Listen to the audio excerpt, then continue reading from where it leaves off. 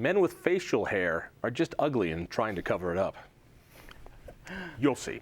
Hey, I'm Jon Caldara, president of the Independence Institute, and I'm also your devil's advocate. Thanks for joining us tonight.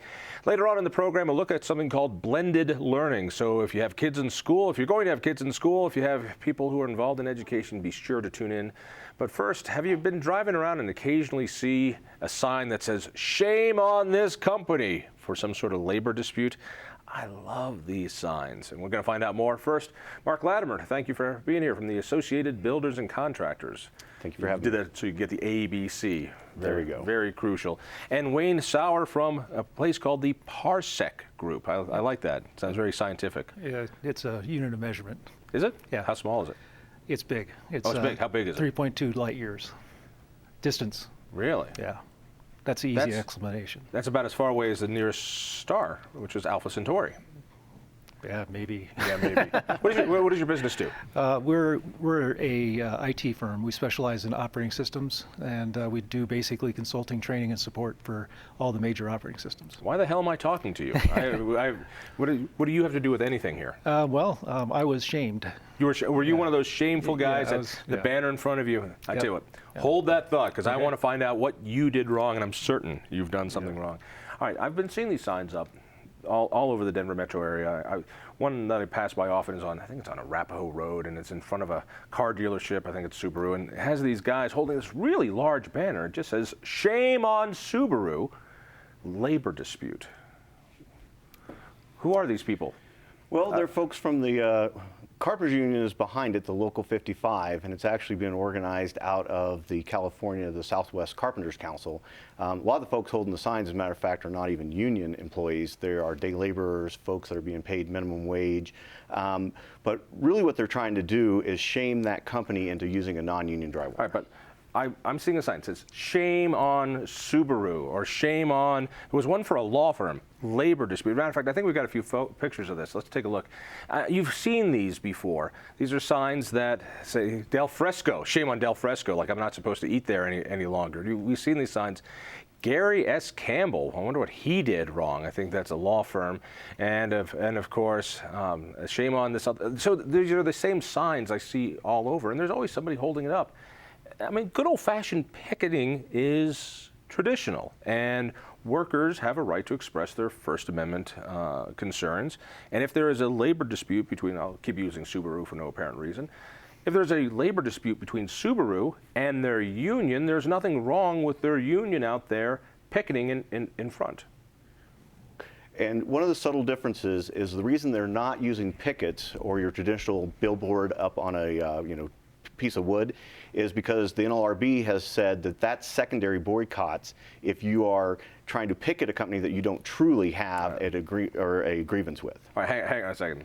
So the National Labor Relations Board, that they deal with unions, says that if you hold up a sign with a stick on it that says "shame on them," that goes into one category? That's correct.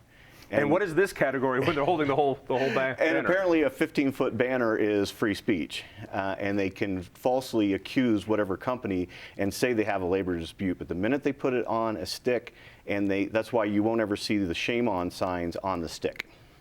Who knew? What a complicated little world we live in, isn't it? All right, but you're telling me that the fight there with Subaru isn't really with Subaru. It's not like wherever the Subaru plant is, their union workers are striking because they're not making enough money or they want to. This has nothing to do with Subaru. It has to do with the carpenters who wanted a job at doing some little bit of work, moving a wall, doing a paint job, putting in something. Exactly. And that's it. And that's what the point we really want to get across to the public is there's no labor dispute with the company that has the shame on whoever, fill in the blank. It really is their labor dispute is the fact that company has chose to use a non-union drywall company or carpentry to do the work. That's it. And by the way, I want to make it really clear, we worked in good faith trying to find someone from the unions to come in and talk to us to explain this. They declined that. So we thought we'd go to one of the villains themselves. Now, you're in the union busting business, is that right? This is what you do. Evidently. Evidently. You're in the software business. Yes. All right. What did you do wrong?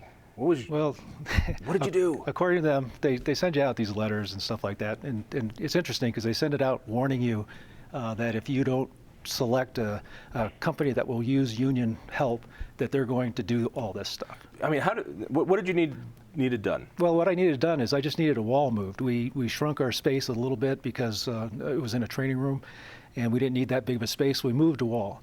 My building I'm management. talking about a big foundational wall. You're just taking No, some just a drywall. drywall and some metal studs, and you needed to move it. Right. And so it's a pretty simple construction Right. job. So we brought in, or we had to use our building management to manage the contractor who managed the subcontractor who was not the union person.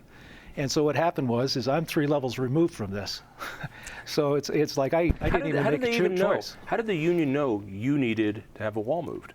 I'm not really sure. I bet you what they're doing is looking at permits pulled. Okay, so the union goes down, looks, seeing, oh wait, there's a permit being pulled. So obviously, but at which point, if there's a permit being pulled, chances are you've already chosen who's going to do the work. Exactly. So sending you a letter saying choose us is not. Well, you know, there's so much hypocrisy going on here, so many double standards. For example, you know, these guys say the reason that we're shamed and the reason we're desecrating the American way of life is because we're not paying union dues and we're not paying health insurance. But here they go around and they bring these day laborers on, holding the sign up. They're paying them, from what I understand, $10 an hour, and I bet you they're not paying their health insurance. So it's really hypocritical to be saying that. Did you make a specific decision when you said we need to move this wall?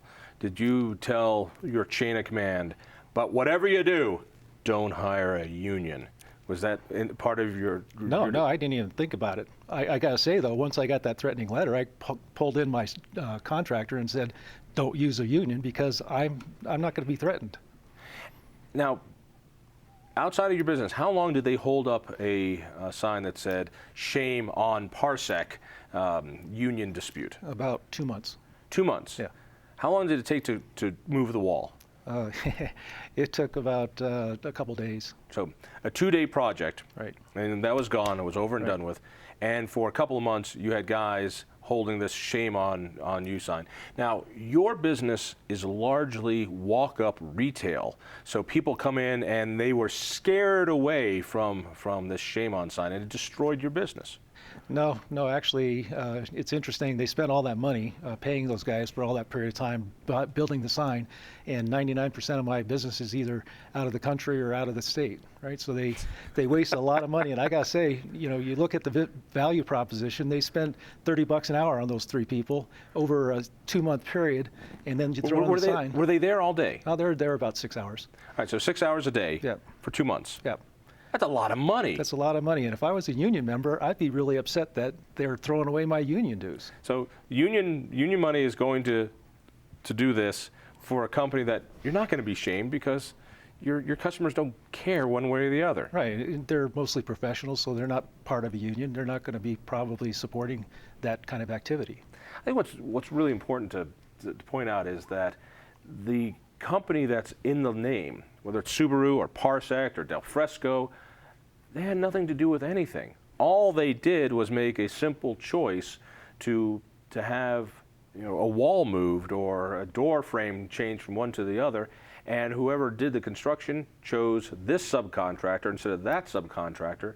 It's not as if Del Fresco has a union dispute throughout there is no union dispute because it's not with their workers. Am I missing this? This has nothing to do with their workers. Correct. Well, and that's the point we really want to get across to the viewers, is the fact that they want to mislead people into thinking it's a true labor dispute, and it in fact is a tactic to try and bully and intimidate those owners from using only union contractors. And so it is a way of trying to threaten and coerce the owners who should have free choice of whether they want to use a union or non-union contractor, but they're trying to use this tactic to scare them, saying, I don't want the bad PR, I don't want the banners out in front of my business, so I'll just use a union contractor.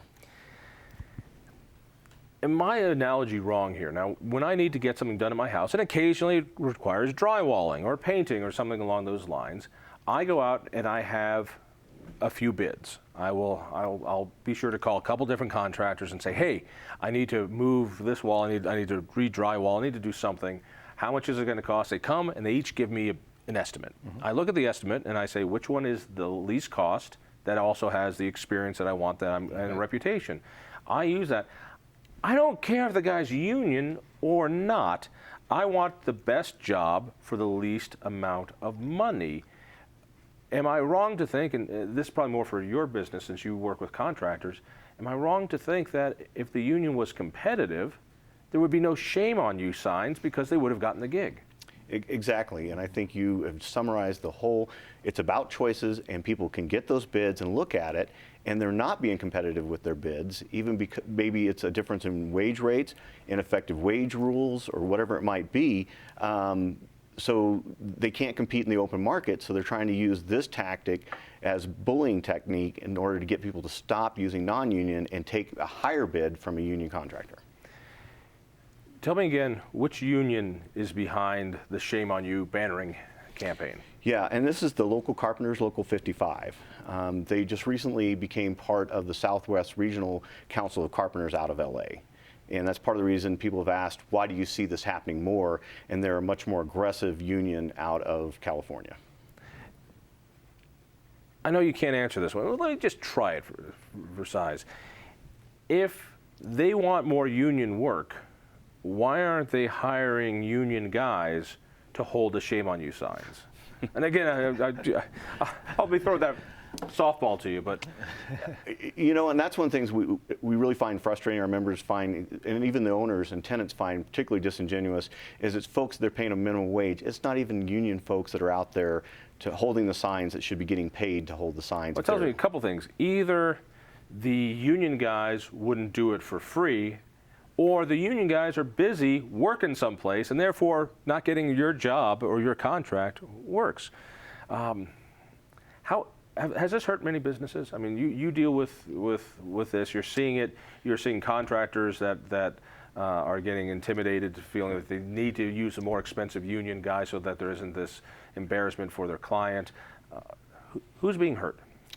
Well, I'd say it's having an impact, and more than anything, it's kind of the third party who really had no choice in some cases in this. Local law enforcement, instead of being out and protecting and serving the community, they're having to go and deal with the issue in terms of disturbing the peace. Oftentimes they don't respect property lines, so the unions are trespassing. So it's taking up the time and the efforts of the local police within that community.